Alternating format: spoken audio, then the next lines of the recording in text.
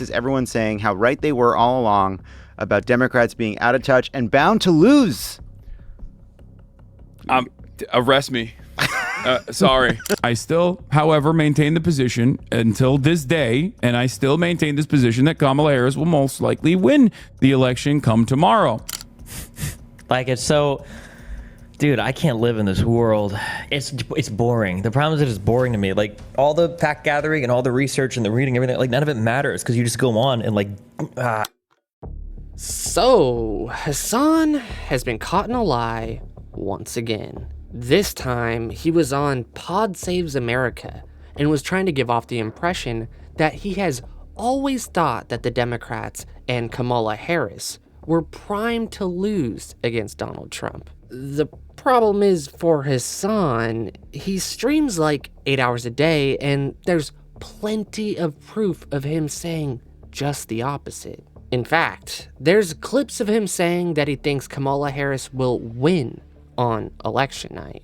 But then again, just leave it to Hasan to try and sound like some sort of edgy contrarian that just actually had it all figured out all along, and everyone else is just playing catch up. Now, look, the main pastime on the left, other than being mad for the last few weeks, is everyone saying how right they were all along about Democrats being out of touch and bound to lose. Arrest me. Sorry.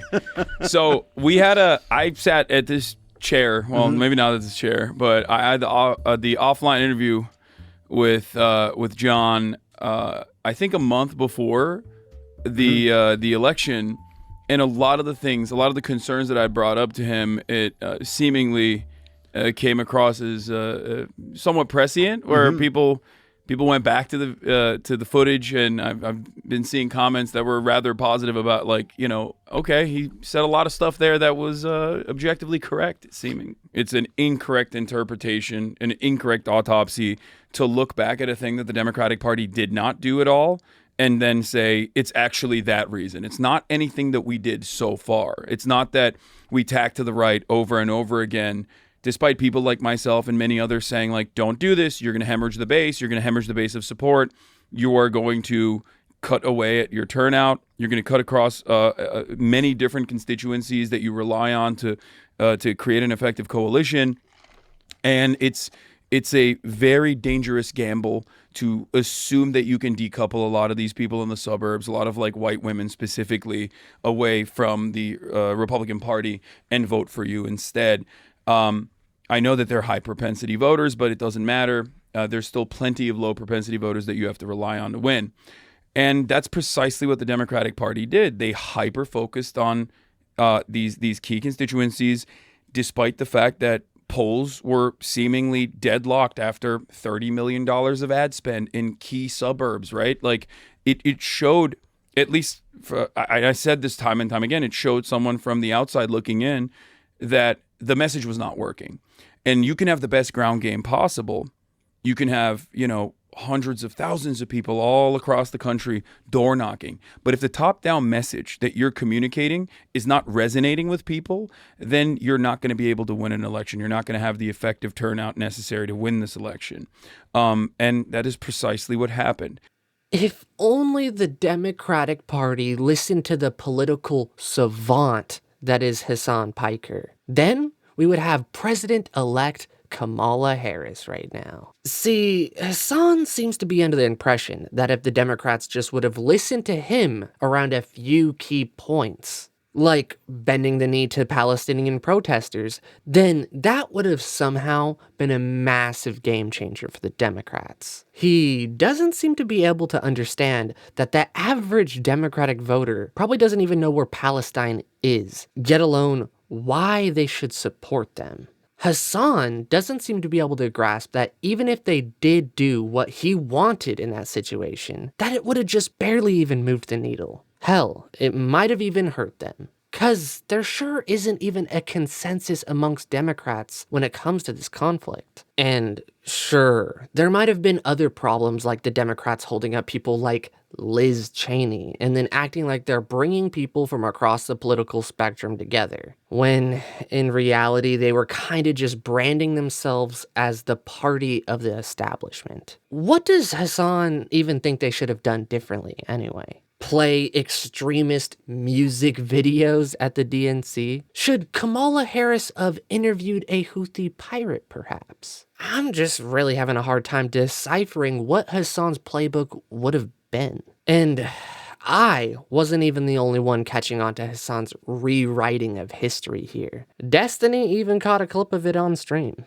People went back to the footage, and I've been seeing comments that were rather positive about, like, okay, he said a lot of stuff there that was objectively correct, seeming. Yeah, I want to talk about one aspect of that. Is that somebody? I saw somebody post on the subreddit that it's not even true that he said that he thought Kamala was going to win. I don't even know if I don't have the link to it, but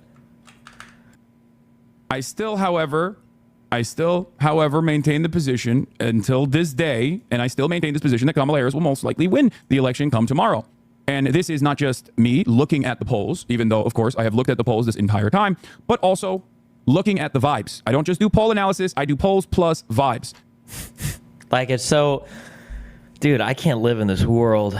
It's boring. The problem is that it's boring to me. Like all the fact gathering and all the research and the reading, everything, like none of it matters because you just go on and like. I still maintain this position that Kamala Harris will most likely win the election come tomorrow. Yeah, I can honestly understand Destiny's frustration about this. Like, put aside the leaks for just a second and think about how Destiny does these multi-day research streams so he could appear like he knows what he's talking about.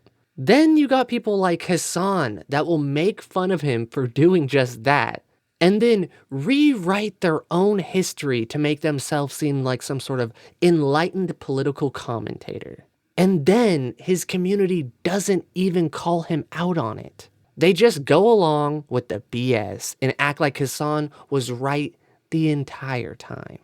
And sadly, not only his community will do this for him, you have situations like this podcast where they are literally helping him rewrite history. Like, come on, Hasan has to be some sort of psyop to brainwash the youth into communist propaganda.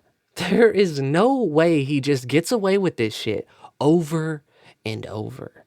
And when you look back around all this, he wasn't even just saying that he thought Kamala Harris would win. He was saying that the fact that the Democrats didn't have a proper electoral process for Kamala was actually a good thing, and that it wouldn't have been smart for the Democrats to actually have a proper nomination process. Keep in mind that this is also the guy that got extremely furious when the Democrats stole the nomination from Bernie Sanders. Pelosi voiced support for an open nomination process if Biden drops out. That is the reason why I'm going to be talking about what AOC said today, because turns out she is right on that. She was right about the chaotic lack of unity behind Kamala Harris. I mean, I said she's either lying, which I don't think she is, or she's being brutally honest and breaking caucus and revealing something that's pretty significant. And it turns out she is correct on this. This is the one thing that I've said is a worse option than just going with Brandon. There's reporting right now on Nancy Pelosi saying that she'd be up for an open contest, an open convention. And I think that is genuinely a devastating idea. I don't think it's a good idea at all. Pelosi voicing support for an open nomination process if Biden drops out. It quite literally immediately proves what AOC was saying about the Democrats not having a clear-eyed vision on a swift replacement. Some California House Democrats don't want the process to replace the president on the ticket to seem like a Kamala Harris coronation. And I think that is a genuinely bad idea. I think that spells chaos. It spells disorder. There is no world in which the entire American voter public that is interested in voting turns around and says yeah, I like that the Democratic Party, which are supposed to be the adults in the room, cannot get their ducks in a row before the goddamn convention. Your confidence in Kamala seems wild, to be honest. What Americans want is a new ticket. They want someone they can be happy with, and that will never be Kamala. Kamala is new. Kamala is young. If Kamala has a solid team around her, which she currently doesn't, with good messaging, you absolutely could make a decent job out of Kamala Harris. She's 59. Yeah, guys, we're talking about the president. She's 32 years younger than the current person on the ticket. Or not 32, sorry, 22. You're right. I feel like you're radically overvaluing Kamala and undervaluing the interest of chaos. No. The benefits of having more attention and more eyeballs on an open convention do not outweigh the consequences of having an open convention. If you guys think this is chaotic, an open convention where like everyone is talking about, oh my God, the Democrats finally got their wishes. They finally got Joe Biden out, but now they can't even fucking have a consensus candidate. That is real chaos. You have not seen real chaos until you see what that looks like in the media. That plays itself out as total disorder, full tilt. Right now, there's like a little bit of will he, won't he situation. There's a little bit of interest. But if they were to replace the ticket immediately, swiftly, and then start moving on and be like, this is the new party. This is the new modus operandi. We're going to take it to the next level. We're going to take Joe Biden's vision and legacy, and we're going to take it across the finish line. And we're going to do even more than we did before. And they have solid messaging around it. And there is confidence. That's very different than like literally in the middle of August, at the end of August, still not having a candidate. You know, it's kind of weird that Hasan was so willing to glaze Kamala Harris and run obfuscation for her to try to make her seem like she was actually a decent pick. It's like he's trying to herd his audience into thinking that she isn't just completely a manufactured joke. Which, if you know the history between Hasan and Kamala, it's kind of one of the funniest things you could imagine. Because if you were watching Hasan like 5 years ago and knew what he said about her during the 2020 Democratic primary, let's just say he wasn't glazing her to his audience and trying to make it seem like she was even a remotely good candidate, yet alone a likable person. The guy downright hated her. And he was actually fangirling over Tulsi Gabbard for taking her out of the political race. Now he's following the establishment and pushing her onto his audience. Sure, people change their mind over the years. That happens all the time. But the dude completely brainwiped his previous self and threw him into the nether. If you don't believe me, just check how differently he sounds here. Why do you like Amy Crabclaw so much when she was a cop, just like Kamala Harris? No, I hate Amy Klobuchar, and I certainly don't like Kamala Harris. The only candidate I like outside of Bernie Sanders, kind of, is Elizabeth Warren. Okay, first and foremost, it's called Why You Shouldn't Support Kamala Harris for the Upcoming 2020 Election, a thread. Okay? Starting with the fact that she is a cop. Okay? This photo, cop. Kamala Harris. Let's take a look. Hasan tonight on HBO. You guys all remember this? We talked about this. Lock innocent black mothers up for truancy. Kamala Harris. She did that. Kamala Harris straight up continued to defend that truancy. She continued to describe how she'd brought charges against a single homeless mother of 3 who was working 2 jobs because her children were truant. And that was, in her mind, a success story. Created what we call the DA mediation program, where we assigned prosecutors to go and sit with the administrators and principals when they met with all the parents. And frankly, you know the prosecutors in my office who volunteered to do this? My homicide prosecutors, my gang prosecutors. And they went over there and I said, when you go over there, look really mean. And so they did, and invariably the parent said, well, who's the mean looking dude? And the principal would say, well, that's someone that mean DA Kamala Harris sent over here because she said she's going to start prosecuting you if we can't work this out. Guys, we send a bunch of fucking horrifying looking dudes to scare the shit out of a homeless mother of 3 who was barely making ends meet. And guess what? Through that horrifying process, which is the only way we could have figured out that, you know, she can get the help she needs. And through that process, the attendance of her children improved. We dismissed the charges against her. And overall, we've improved attendance for this population in San Francisco by 20%. Anyway, like I said, using a Gestapo force to threaten homeless people and talking about that as a resounding success. Very cool, Kamala Harris. Very cool, Kamala Harris.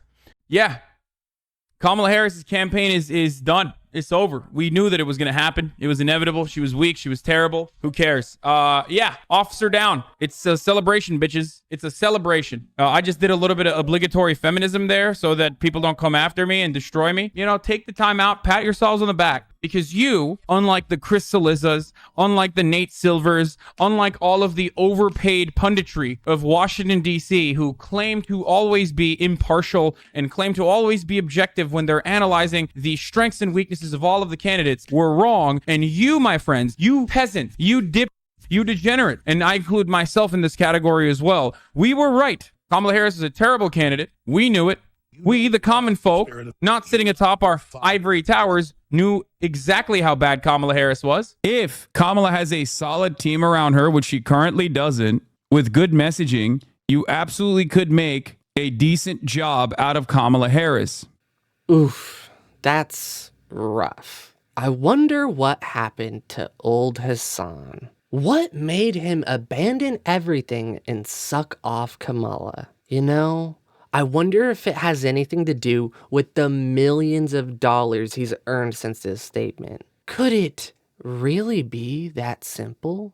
Is it all about the money? Well, when you really think about it, you could start to break it down. He's got to cozy up to the Democratic Party so he could get invited to insider events like the DNC. Hasan has just become like the edgy leftist teenager's door to enter the political arena. He has to make himself seem just anti-establishment enough to seem cool, but also not swing too hard from the party's political agenda, so, you know, he could keep his access. The guy is a complete sellout. The guy tries to make himself seem like he's some sort of Democratic Party outsider and fighter for progressive policies. When he shit on Force the Vote and then pushed Kamala Harris, of all people, to his audience. Like, let's be real, the guy is looking more and more like an establishment political pundit with every passing day. And I just can't shake the idea that it's all just a psyop to warp the youth. Now, I'm not saying that's definitely the case, but let's just say that a lot of arrows keep pointing in that direction. Alright guys, I said my bit. I hope you guys liked the video, and if you did, make sure to hit that like button and subscribe. And if you want to watch more content, YouTube thinks you're going to like this video right here.